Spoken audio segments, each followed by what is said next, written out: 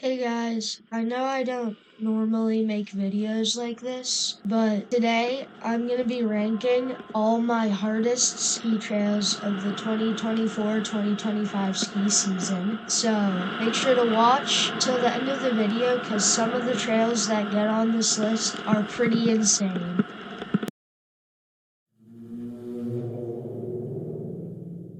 I know this first one might be surprising for a lot of you, but Riva Ridge is actually surprisingly hard. Now, technically, it starts out as a black, but there is a little bit of a drop in before the first steep part. And the reason this part is so difficult was because on the day I skied it, it was ungroomed and the conditions were terrible.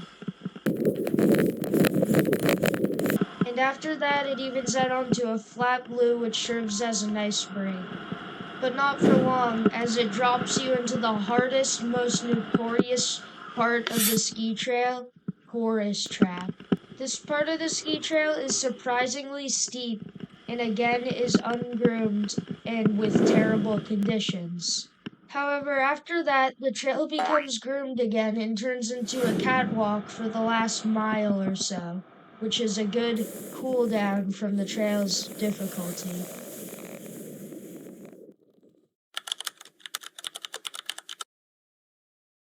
So when I rate a ski trail by difficulty, I usually primarily factor in steepness and then secondarily factor in things such as length, narrowness, if it's groomed, if it's in a glade, all of that kind of stuff. Now, before I rate Riva Ridge, I just want to say thank you to a website that's helped me so much with these ratings.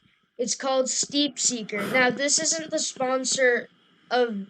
I'm not sponsoring Steep Seeker. I just want to say thank you. It's really helpful for getting trail steepnesses. I'm gonna send a link to it in the description of the video, so make sure to check it out. So, after reviewing Riva Ridge, I concluded its rating to be a 38.8, which, for context, a 36 is a double black diamond. So, it's just above a double black.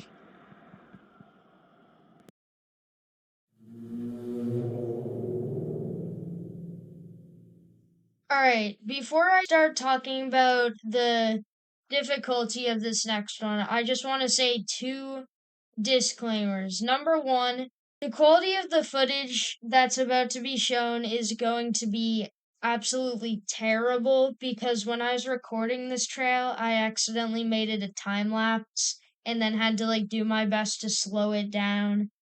And then second of all, because of this, there's no sound, and also now the camera does the trail absolutely no justice. So this trail is a lot harder than it looks. Middle Ptarmigan, although very short, is extremely steep, and usually the conditions, if it's open at all, are terrible.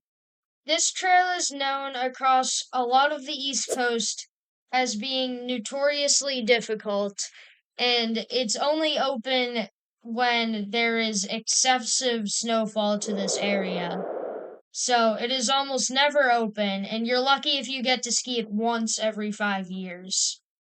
I don't have too much to say about this trail because of how short it is, but the rating I would give it, based on its steepness and other factors, at least the last time I skied it, would be a 39.2. It's probably an average double black diamond.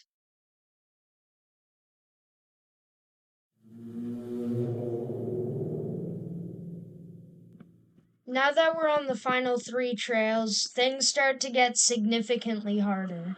The trail scree field makes up one of the major bowls in Blue Sky Basin. It is very steep and has very famous cliffs on the edge of it and is famous for having dangerous gravel underneath the trail, which could cause avalanches.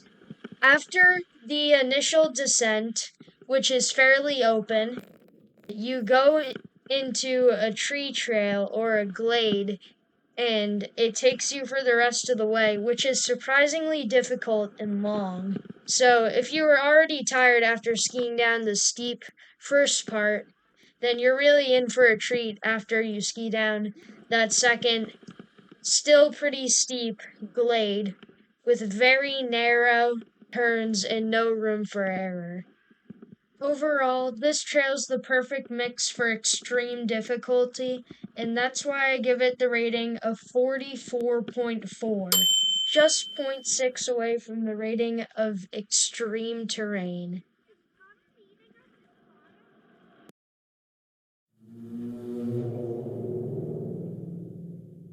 It was very hard to pick between these two last trails, but after a bunch of time, I was able to conclude that Lover's Leap should be the second hardest trail I skied this last year. Lover's Leap is a notoriously hard trail at Vale, often considered one of the hardest, most steep trails in the entire resort. Lover's Leap initially has a steep cornice dropping into its bowl, which sustains a steep-ish pitch of about 34 degrees.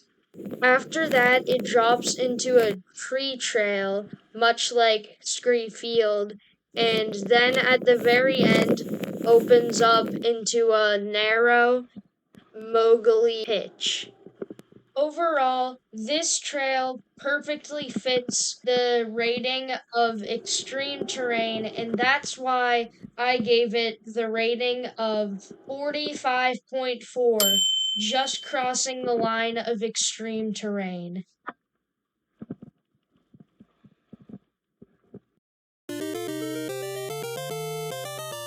Yeah. While this trail might seem like an underdog, after a lot of thought, I actually realized it was, in fact, an extremely impressive trail in terms of both steepness, iciness, and overall terrible conditions. Ripcord is a very famous trail in Vermont known for its extreme steepness despite most of its resort having relatively beginner terrain. Ripcord is an outlier in the Vermont community as it has steepness of over 37 degrees average, which is steep enough for someone to slide down the entire way. This trail is extremely dangerous and without extreme caution can easily cause injuries or even possibly death. Ripcord is so unsuited for the place that it's in that it's only open maybe a few days a year, if that. Even though Ripcord is extremely short, it still makes up for its shortness with its extremely difficult terrain and manages to place in the top one spot for my ski trails in the 2024-2025 ski season. Thanks for watching, and I can't wait for the next ski season. See you there.